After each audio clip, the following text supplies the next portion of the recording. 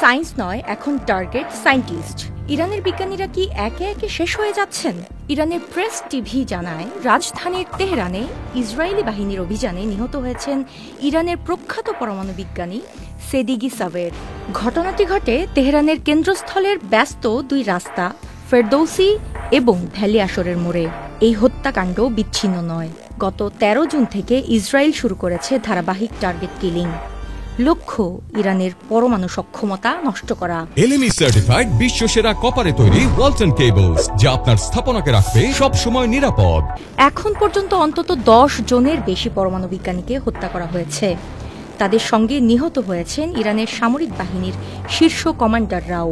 আন্তর্জাতিক বিশ্লেষকরা বলছেন, এটা কেবল যুদ্ধ নয়, এটা মস্তিষ্ক নিধনের অভিযান। ইসরায়েল চাইছে ইরানের পরমাণু কর্মসূচিকে মূল থেকে স্তব্ধ করতে। কিন্তু প্রশ্ন একটাই, এই হত্যাযজ্ঞ থামবে কোথায়? আর সামনে কি অপেক্ষা করছে মধ্যপ্রাচ্যের জন্য? UK Asha, channel I.